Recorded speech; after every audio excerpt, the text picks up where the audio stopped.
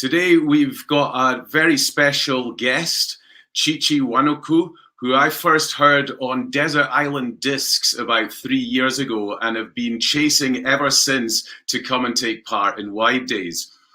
Today she's going to talk about her early career in music, in fact even going back before then, how she ended up in music. And we're also going to look at what was involved in setting up Europe's first Black and minority ethnic orchestra, the Chineke Orchestra. And I think without further ado, I'm going to welcome Chi-chi because we've not got quite so much time as we'd hoped. So let's get the ball rolling. Chi-chi, welcome. Thank you. Thanks very much, Olaf.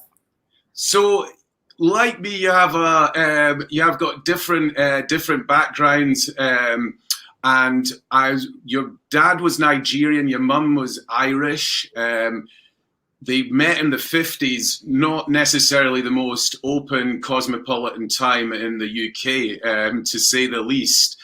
How did they meet, and what was your early childhood like? Well, how they literally met, if you want to know that, it was in the days when people used to go out dancing on a Saturday night in the hope of meeting a potential partner or spouse. You know, Tinder didn't exist in those days. And both, my mother had gone to the Hammersmith Palais to dance with her best friend, another nursing student. And it was in the days you had to be asked to dance. You couldn't just, if you're a woman, you couldn't just get up on the floor and do your thing like you do these days.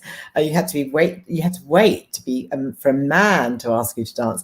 And you know, nobody had asked my mother or her friend for a dance, and so they just got fed up and decided to call it a night and set off back to the cloakroom to get their coats to go home. And as they were getting their coats, in walked my dad with a friend, with another Nigerian friend. And Dad took one look at Mum and said, "Where are you going?" And she said, "I'm off. Haven't had a dance all evening." He said, "I'll dance with you." And that was it for the next 50 years or more. Wow. I think I was born a year later or shortly after that. And where did you grow up? Well, I was born in Parsons Green Maternity Clinic in Fulham in the west of London. And then my brother came 11 and a half months later. I think they call that the Irish twins, less than a year apart. It's true, yes. And then 6 weeks after my brother was born, we received a telegram from my Nigerian grandmother. No, from other relatives saying, telegram to my father saying, "Your mother's dying and you should try to come home." He bundled us all up and we went up to Liverpool, which is where the ship set sail to Nigeria. It was the same crossing from the triangular slave trade route, the same route. And we got a boat from there to Nigeria. By the time we arrived, my grandmother had passed. So Dad never saw his mother again alive. And we stayed there for the next 2 years. Wow, do you have any memories of that? I do. I have two memories. The first one was I was about 2¼ years old, and I remember standing and screaming on this great big expanse of concrete with tarmac. I didn't know. Now I know it was an airport. It was the the field where the place where the runway was, by the runway. And my mother, the lady that I now know was my mother, was trying to kiss me goodbye. And I had no idea why she was trying to kiss me goodbye, but I knew that this was an important person in my life and she shouldn't be leaving me somewhere. And not only that, she was leaving me with my little brother, who was 1¼ years. And that thing that was standing just over there, 50 yards away, was an aeroplane. Little did I know that my mum was expecting another baby, and it was at the time, it was during the British occupation of Nigeria, when it was still colonized by, when Nigeria was still colonized by Britain. And my mum had had a couple of sort of uncomfortable moments during that pregnancy. So she'd been to the British doctor and who the day before had said to her, there's one seat left on the British Army plane that's flying back to London tomorrow. I'm going to give you that seat, and you can bring your youngest child with you on your lap. So my mother had literally 24 hours to get onto that British Army plane back to London. So my first memory was screaming and screaming and trying to block her and prevent her from kissing me goodbye, because I couldn't understand why are you going somewhere and not bringing me? Why, with my, as well as my brother and my dad, you know, where are you going? I didn't understand it. And of course, my little mind thought that if I prevented her from kissing me goodbye, then she couldn't possibly leave, could she? And I succeeded in blocking her from kissing me goodbye, but she still left. And I've always been affected by that. I've got a real kind of, I'm not very good at saying goodbye to people. And when that plane landed 6.5, 7 hours later, she was in labor and she gave birth to twins. Wow. Yeah. And so how many siblings do you have then? 4? I've got 4 siblings, so I'm the oldest of 5. And my second memory in Nigeria was shortly after that. And in our village to this day, because my parents, when they retired years later, they went back to Nigeria and built a beautiful house in my dad's village where they're both buried now, actually. But it was one of those nights where my dad was holding me in his arms, and it was one of those nights where the stars were just teeming out of the sky, and we don't have electricity in our village. We're just lit by the stars and the moon. It's just like paradise. And he was holding me, and we were just looking at the stars, and I was asking him what they were, and he was telling me what they were. And as he told me what they were, he sang to me, "Twinkle, Twinkle, Little Star." And I still think of that as my first music lesson, because I learned that song then. And of course, "Twinkle, Twinkle, Little Star" was taken by Mozart. Heard it. It was a "À vous, je voudrais maman." It's a French folk song, and Mozart heard it in a cafe in Paris or a bar or something, and turned it into that wonderful variations for piano. Wow. Yeah, so that was my first. My main 2 memories. Knowing how old were you when you heard that? Then, when your father sung that to you, I was about 2.5. 2.5. Wow. Yeah, a bit older. About 2.5, because actually, I was 2.5 when my mum left. I was 2.5, and then I was just before I was 3. We came back just after my 3rd birthday in June. Dad and I came back on another boat. We didn't get the luxury of coming on a plane. We came away by boat, and that was my time in Nigeria. We moved back to, we joined Mum, who was living in Kentish Town. That's where we lived until I was 6. So I started school in Kentish Town, and then we moved to Kent, near Canterbury, just outside Canterbury. When I was 6. That's, if I'm right in understanding, where you had your first, I guess, your first experience of playing an instrument. Is that correct? Absolutely correct. Yeah. I was that child, that if I was that 6-year-old today, I was literally bouncing off all the walls. They'd be giving me the ADHD medication, because I was so hungry for information. I wanted to do everything. I was fascinated by everything inside the classroom as well as outside of the classroom. And on that particular day, the teacher said, "Who wants to be in?" And before she'd finished, my arm was in the air. Before she finished the sentence, I was offering, and the end of the sentence was "recorder ensemble." I had no idea what a recorder was, but I knew I wanted to be in it, find out what it was. And, I turned up dutifully in the lunch hour and went to this room, and immediately was given this little wooden tube with holes in, which was a recorder. And from day one, there was a piece of paper on the music stand, which was with music on it. And so right from the very beginning, we were learning to read music. I was fascinated by this because it was physical as well as all. It had this little tube gave back so much, because the challenge was to properly cover the holes with your fingers, and each of those dots on the paper related to what you had to do with whichever finger, and this other sound came out, and there was just so many things all firing off at the same time. And I realized that was the sort of thing that a child like me, that was hyper hungry for information, just needed that occupation.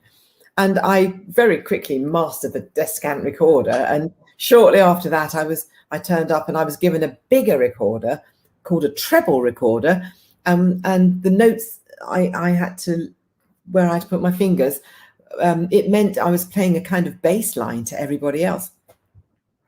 That was when I discovered harmony. I was hooked. That was it. Music had to be in my life for the rest of my life. That was the moment.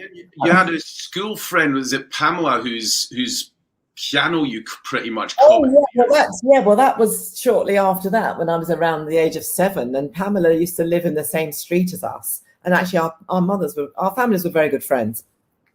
And I just popped, I went round to her house one day after school just to, to play, and knocked on the door as you used to do in those days and say, can I play with Pamela? And she didn't want to go out. She wanted to play inside with her dolls, which I've never played with a doll in my life. We didn't have toys in our house. We used to make up games. We were always outside. And so, but as soon as shortly after I got into the house that day, I heard this piano sound, and I didn't remember having seen a piano in that house. So I literally abandoned Pamela and followed my ears into the parlor or whichever fancy room it was where nobody normally went into. And there was her big brother playing Boogie Woogie 12-bar blues on the piano. Her brother was called Trevor, and I was 7, and he said, get out, you little squirt. He sort of didn't want me in the room, and I just couldn't. I was fixated to be that close to such a big instrument, the piano. And I said, I will leave the room when you've shown me how to do that. And so in the end, he said, okay, hop up here. And I very quickly got the hang of Boogie Woogie 12-bar blues. Anyway, I proceeded to go round every single day after school, knocked on the door, pretending I wanted to play with Pamela just to get into the house. I got into the house. I didn't play with her at all. I just ran to that room. And I think I'd outstayed my welcome one night, because in fact, my mum turned up because it'd gone dark outside, and I was just hammering away. And as my mother walked me up the road back home, she said, Chi-chi, I hear that when you go to play with Pamela, you don't play with her at all, do you? All you do is play that piano. And I thought I'd been rumbled. And she said, no, look, we don't have 2 halfpennies to rub together, but we'll find a way. Because my parents knew what I needed, and they found a way to.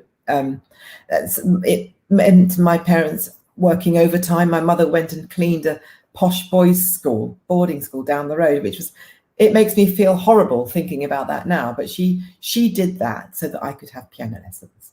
And a week later, Pamela's mum wheeled the piano up the road and gave me my first instrument. What? So poor old Trevor couldn't play the Boogie Woogie on his own piano anymore. Did he start coming round to your house? I don't think he was really interested. I ended up playing the piano at Mrs. Bryce's funeral, actually, many years later, because none of the children wanted to say anything or do anything at the funeral, and they were asking me to talk. But we moved away from there from Kent when I was 14, so I didn't really know them much after that. But I then became a professional musician later, and I borrowed. There was no keyboard instrument in the place where she was cremated, so I borrowed an electric keyboard from a friend and put it on to make it sound acoustic, and I played the Moonlight Sonata first movement at her funeral.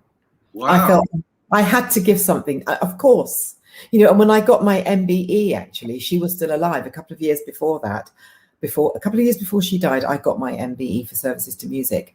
We managed to get her down to London because we had a sort of MBE party at my house, and I pinned the medal onto her. And when I was making my little speech at the party, and just said, "This is for you," because you gave me my first instrument. And I was remained in contact with everybody who has helped me along the way throughout my career.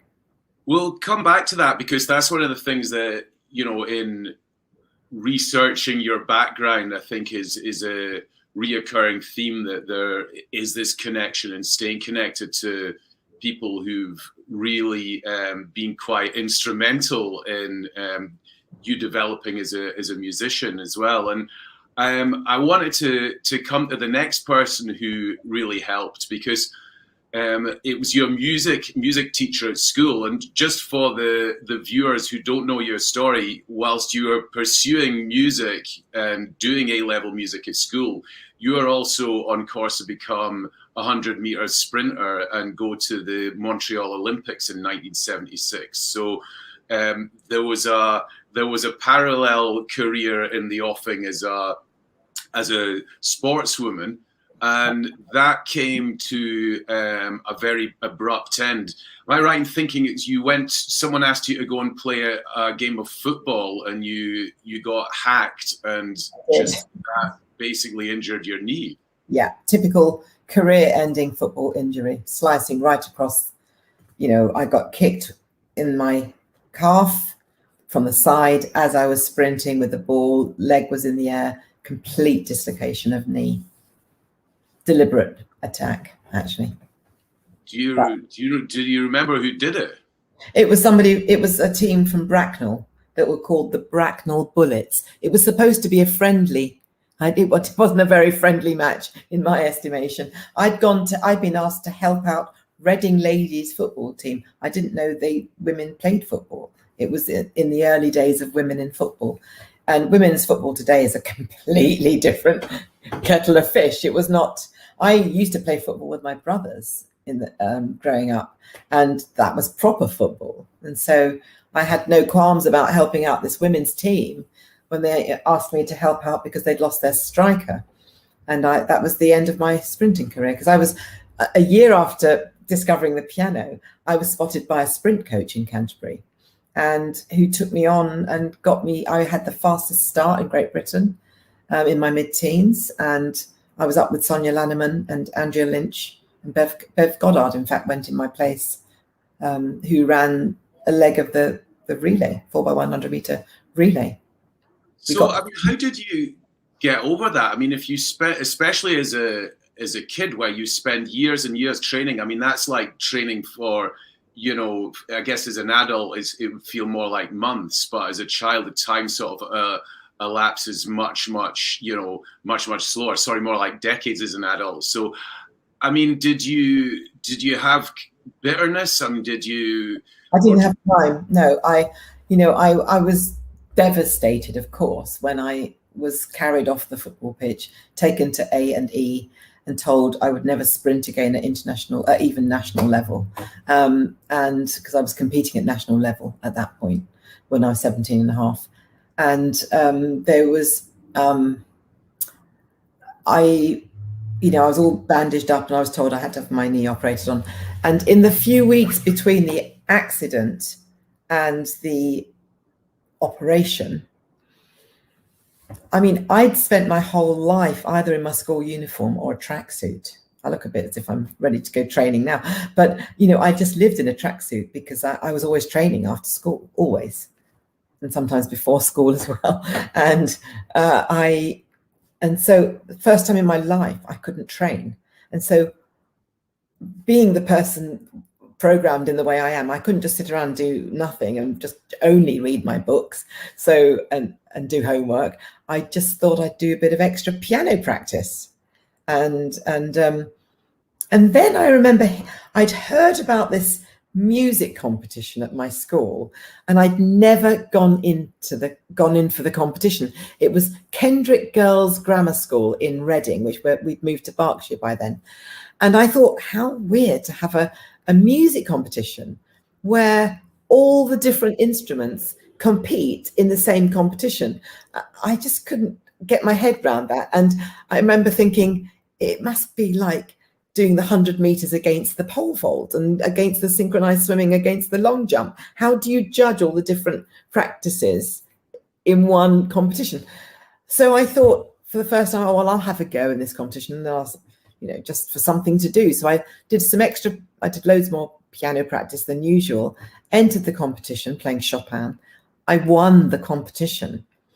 But strangely, I didn't get that sense of the thrill and the excitement of winning something, because a piano competition, you walk onto the stage on your own, perform more or less how you've been doing it at home, but with more people looking at you, and then walk off the stage. And then when they announce who won, that's like several musicians later. So I didn't have the thrill of beating people in the lanes next to me. It was a different kind of experience.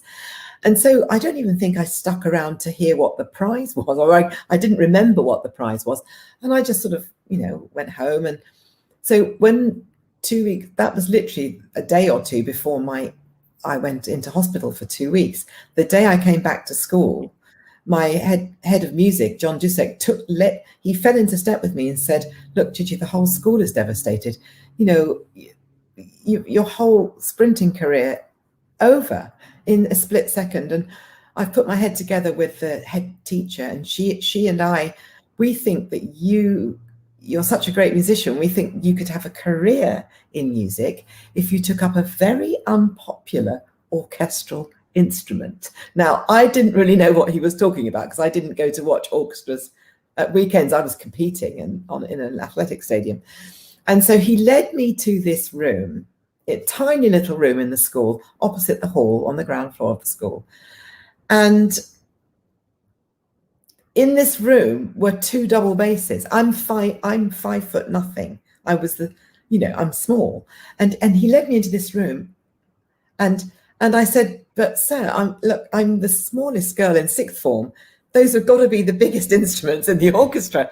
And then he said the right thing. "Yes, but Chi-chi, when have you ever been put off by a challenge?"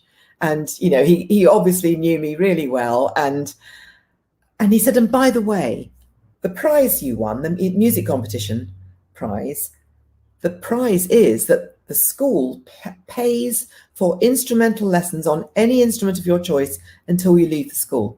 Put it to good use." And so you put it to good use with a double bass? Yeah, because it was a girls' grammar school. There was a flourishing orchestra. Nobody played the double bass. So, I mean, this is, you end up studying the double bass. I'm assuming not too much long afterwards. I mean, yes, about 2.5 years later, I went and did a crash course in Cambridge, and it's called Anglia Ruskin University. But I spent most of my time with all the university orchestras, because there was only one other double bassist in Cambridge at the time. So everybody thought I was, at one of the colleges in Cambridge, but I was at the Anglia Ruskin University. It was then called the Cambridgeshire College of Arts and Technology. And my headmistress knew about it. And she said, "Chi-chi, we're going to help you go to, because you need to get to grips with the double bass and learn it and save your grant for hopefully going to the Royal Academy of Music or somewhere like that." And so she found another foundation called the Green Girls Foundation, and she applied for me, and they paid all of my fees at the Cambridgeshire College. I mean, it's amazing this, really, that you've got, first the belief in from your parents, and then your tolerant family friends with their piano, and then the teachers would be encouraging this and finding a way for you to do it. And I mean, you then did end up going to music college to study, and after that ended up in Rome to study. I mean, what was that like, coming from the UK and ending up in Rome? It was amazing. 70s, sorry. Yeah, that was in 1981 until 1981. I graduated from the Royal Academy of Music in 1981 and went to Rome for nearly 2 years, for 2 years. And I went to this, it was the real old school tuition I was getting on the double bass, sort of, and it was a very kind of four square, never draw attention to yourself, never draw attention to the double bass section. If the conductor looks at you, just nod. And it was a very kind of it was a strange. I mean, we were thoroughly trained in all the orchestral repertoire. I mean, we were really well trained in orchestral repertoire. But I was beginning to be invited to play with ensembles, chamber music ensembles that were playing things that had required a more extended technique, and I just didn't feel I'd learned the whole instrument as I like the violin players in my chamber group, and so I was advised to go and study with this great maestro called Franco Petracchi in Rome. And oh, it was just incredible. He absolutely released my energies, because if you think I've got energy, I mean, he's like but off the scale, and he just liberated me. He showed me what a double bass, how the double bass could sing, how the double bass could dance, how it was dynamic instrument rather than something to be seen and not heard kind of thing. And so he really truly liberated me, and I won various scholarships in my 4th year at the Royal Academy of Music. At the end of my 4th year, I did a whole pile of auditions, 4 auditions, 4 scholarships. I won all of them. Something I interviewed a classically trained violinist a couple of years at the Edinburgh Book Festival, who took herself off to the States on this mission to learn bluegrass. And there's a scene in the book where she describes just this epiphany where she just has a totally different music experience, almost trance-like, where she's just taken by the music and she's never encountered that before. When you were talking about this maestro instilling this new style of playing in you, did something like that happen to you in that moment, or had it happened to you before? Yeah, I discovered I had a singing bass, a singing sound on the instrument, and we only played solo work, and so I just learned to play lyrically and have more of a musical control over the music that I was saying, what I was saying musically, rather than me only playing bass line. I mean, I love some of the bass repertoire, solo repertoire, but I was never going to have a career as a soloist. That's not a realistic thing as a bass player. But our greatest literature is in the orchestral writing. But I needed to extend my technique, because let's face it, when I left the Royal Academy of Music, I'd only been playing the instrument for 6.5 years, and everyone else who'd left the same time as me had been playing for nearly double that amount of time. I had a lot of catching up to do. But you did end up getting a lot of international work, and I learned so quickly, Ella. As a musician. I mean, where did you end up? How did it work? Would you get someone saying, right, we need a double bassist for our orchestra, come to Germany, or we're preparing for a season in France, or what was how did that work? I got a job. I got a job with the London Mozart Players. It was my first principal job in 1984, and I think I was probably possibly the first female to win a principal bass job in a London orchestra. And there was Jane Glover was the conductor. It was lovely to get to know Jane, and she offered me this job, and it was just incredible. And I then got invited to play with Chineke and other in period instruments, and I just started being invited. Word got around. I think I was good at what I was doing, and maybe people remembered me. People remembered me and wanted me to. I would get invited to Germany to do a trout quintet with a famous quartet, or to America, or various places to do things in chamber music, which was fantastic. And my group Endymion Ensemble, we were still performing, and I was juggling it between that and freelancing with Academy of St Martin in the Fields, John Eliot Gardner's orchestra, and then I was a founder member of the Orchestra of the Age of Enlightenment, where I was principal bass for 30.5 years. And I was just all over the world. And I was always being invited. People who were seeing me in different places would invite me to go and do a masterclass or a recital or things like that. So that's how it went. I mean, reading your background, your CV, I mean, it does seem like, it amazes me that you even have time to sit down and do an interview, to be honest. I mean, the number of things you have going on. Have you ever burnt yourself out? Have you ever had to sort of say, right, I'm going to take 6 months off, or I've just got to kind of do nothing? Or is that something that's never happened to you in your life? I did get a little bit unwell 2 years ago when things were just on a knife edge with, with a fundraising mission to do an important American tour. And, it almost made me, well, the doctor said I was that far from pneumonia because I wasn't looking after myself. And my daughter and her best friend sent me off to France to stay at her best friend's parents' chateau for a week, which was quite nice. But I need to take care. I do. I need to be someone to just pick me up and just saying, you're just going to stop for the next month. Because I've started writing a book. I've been asked to write a book by lots of people.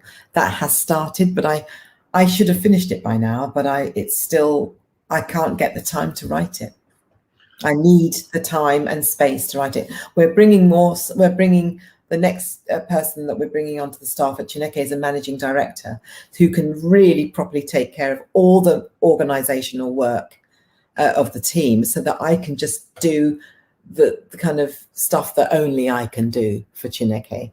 I'm the visionary and the creative mover and shaker. I think that's, it's a really important subject. This, and it's this year we are one of the charity partners is the British Association of Performing Arts Medicine. So anyone who's watching this, when it first goes out, you can book a meeting with a mentor from the charity. So we're these questions, I think, of how much work people take on, are really kind of it's an important thing to think about. And I guess the flip side of that question is, what do you do to relax? I mean, how do you chill out? Gosh, when people ask me that question, I never know what to say, really, because I go to bed shattered. Like last night, I only had about an hour's sleep because I had too many things on my mind, and then I had to get up early and get to the other side of London. I'm on the west side of London in the borough of Richmond, and I had to get to Woolwich, which is right across the other side of London, for a good 2-hour meeting. And then everything in between. On the train, I was in other meetings. It just doesn't stop. And as you know, I've got a hard stop because I've got 2 of our juniors coming for a coaching session. So we should now fast forward, because I think, given the amount of time that we have left, I think it's really interesting to look at how Chineke came about, and really how you developed that. I mean, you've already alluded to the fact that it was an immense amount of work, and there was this knife edge. But I think that very often when you have a vision, or you have a dream, then there's a certain amount of just tunnel vision that's required to achieve that. When Jude Kelly, who was the CEO, she was the head of the South Bank Centre. When I told her my idea, when I had my light bulb, when I knew what I was going to have to do, create. I was watching the Kinshasa Orchestra. Is that orchestra? Yeah, yes, from the Congo. Yeah, it was before actually the concert started, when I was at the reception that I hadn't been invited to. But when I knew what I had to do, Chineke is majority Black and ethnically diverse. It's not only Black people. I'm very, very, very clear about that. So when you introduced me, you just said Chineke is a Black and ethnically. We're not people. It's not just a Black and ethnically diverse orchestra. We have white people in the orchestra, and Chinese, Japanese, every nationality, but we are majority Black. We're like a mirror image of the industry, but we demonstrate better figures as far as inclusivity is concerned. Everyone is welcome with us. And I'd like to come to how you made the orchestra, but just quickly tell us about how you went from having this idea, this vision, and to what your first steps were in in Yeah. putting it together. And were there any things like Systema, or, you know, even in Scotland, we've got the Fashion na Gael movement, which is, or not movement, but initiative, which is around Gaelic arts and Gaelic music, but very much through the generations and supporting people all around Scotland to do this. Did you have any sort of role models or things where I should carry. I knew about Systema England and all the Systema work that was going on. I thought it was really brilliant, exciting, fantastic, but there was nothing quite like what I wanted to do, and that was more of a social thing rather than an ethnic equality thing. Ours covers both, actually. So and so when I spoke with Jude Kelly, she said, Chi-chi, I know you, I know your work, I know you'll do it. We are going to launch you here at the South Bank. Go find that orchestra and you'll have your first concert here. She gave me a date the following September. And I said, I'm going to not only create a professional orchestra, but also create a junior orchestra, because they are the pipeline. And I remember about 2 or 3 months before the concert, I'd found so many people, and I was also trying to fundraise because, you know, everyone had to be paid, and all the people coming from different parts of the country. I said, neither orchestra is going to be London centric, because the issue is global. So there's that kid from Edinburgh, that kid from Ipswich, the kid from Canterbury, you know, who are the only kids of colour in their own youth orchestras. And they come together to be with Chineke, and that's where they feel, for the first time in their lives, all of us, that's where we feel that we're not the odd one out, you know. And that is a feeling that white people just take for granted, because you don't think twice about it. The world is for you, and we always have to try and fit in, and we do it very well. You know, I didn't even give it a second thought. I just got on with my career for 35 years before I created Chineke. And then there's another kind of dimension that happens when suddenly, you know, the first day we all walked into the room together for the first rehearsal, 62 professional musicians, no two people knew each other apart from the Canny Masons, the brothers, and Isata, the older sister. And apart from the initial excitement of just, you know, because I had to find all these players. I phoned all the conservatoire principals to ask them about their alumni. I phoned, you know, various soloist friends of mine to say, you know, Nicola Benedetti or Alison Balsam, you know, I know that you've done a concert, you play with all the other orchestras around the country. Have you seen other people of colour in those orchestras that I might not know about? You know, if so, please tell me who they are, put me in touch with them. And I was finding one person at a time. And that was the most exciting thing. And then we had a few kind of Zoom not Zoom meetings, Skype. It was Skype. That's it. Zoom wasn't a thing then. And then when we walked into that rehearsal room for the first time, it was this. I have to let somebody in the house, I'm afraid. That's okay. You do know that, don't you? Yes, Hang on. Yeah. Hang on. So I've got a coaching. I'm back. Yeah. So yeah, we'll have to wrap up quite soon. Yes, when the second doorbell comes, it means the other Chineke Junior is here. And what was really that first moment, and exactly the same thing happened when the juniors met for the first time, I think the day later, because their first concert was a couple of hours before our first concert.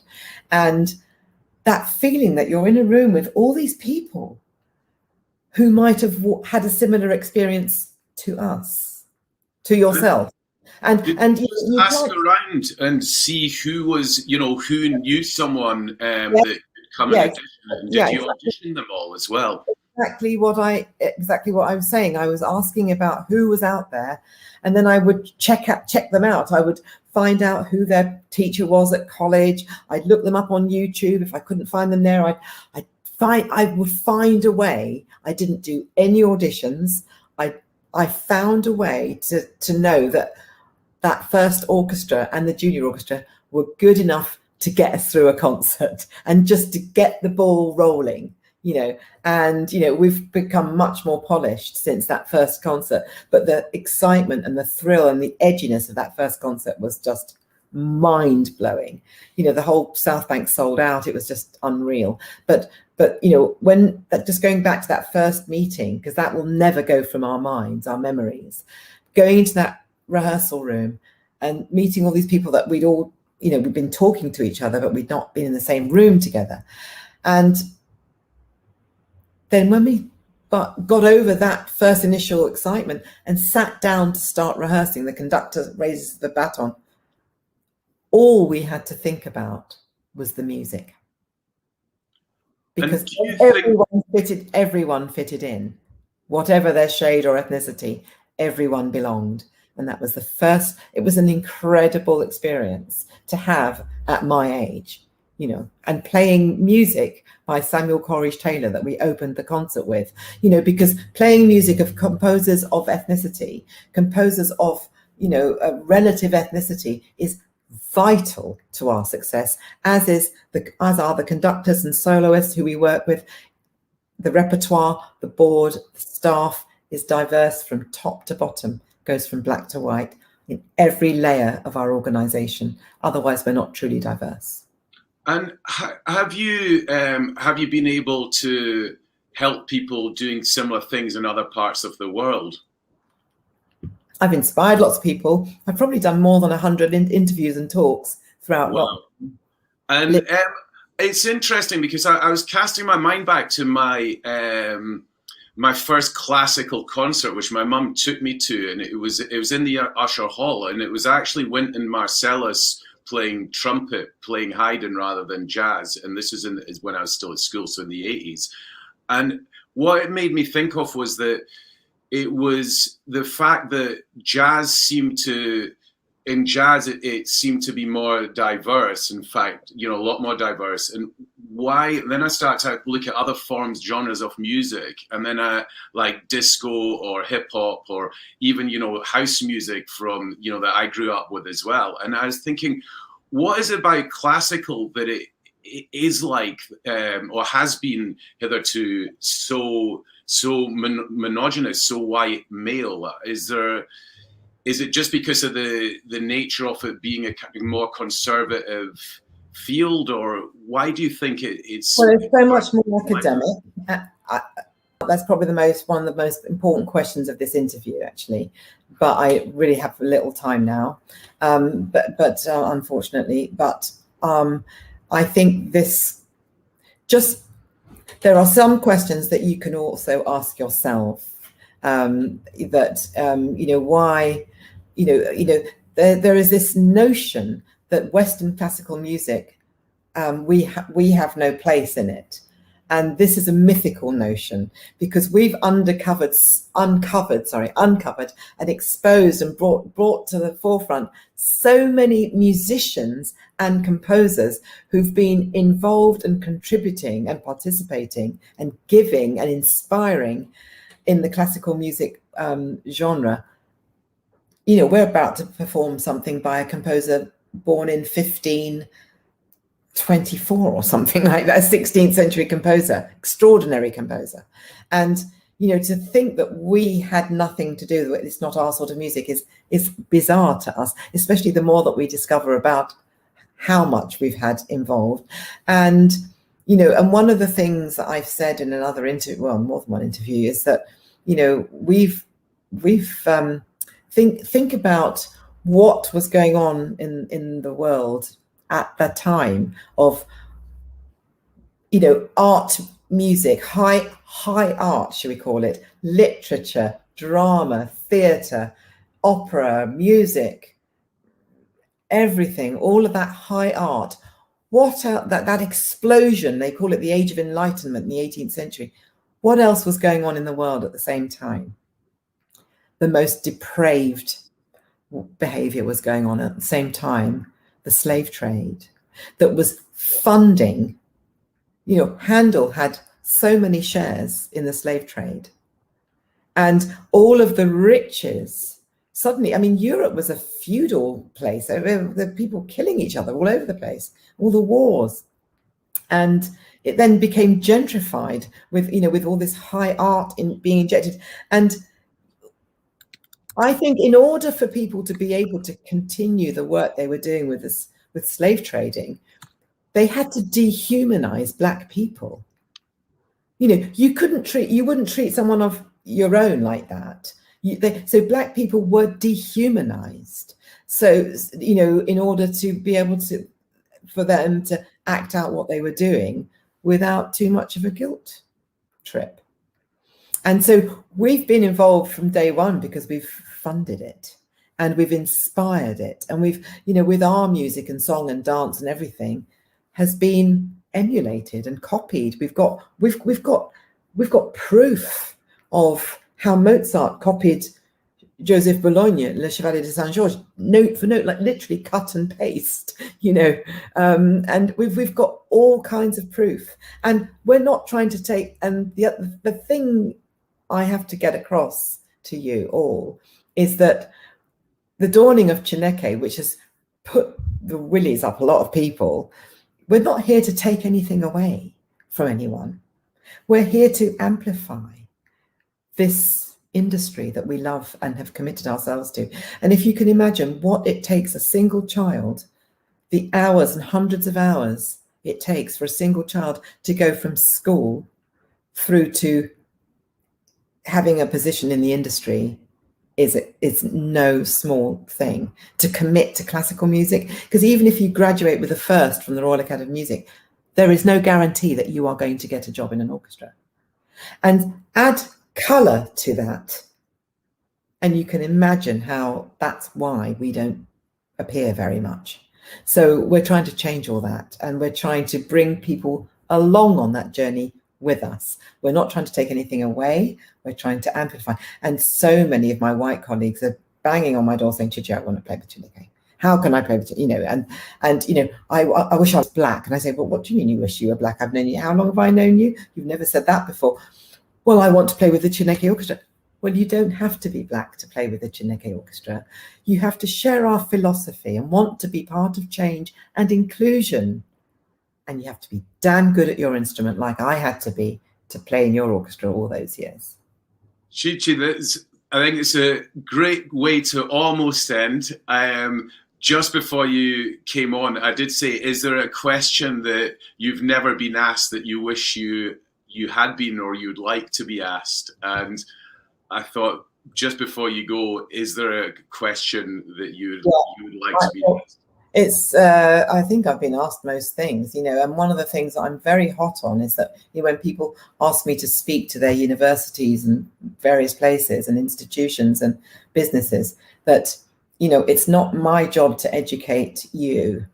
There's so much research out there. There's so much literature out there. You know, we're so busy trying to do and be invited and be accepted that we can't also be given the task of educating. And what I would love questions to come to me would be, what can we do for you? Okay, well, what can we do for you? Well, yeah, well, I mean, let's start to think about it. I mean, it's all of the things where, you know, I mean, it's just, it goes across absolutely every aspect.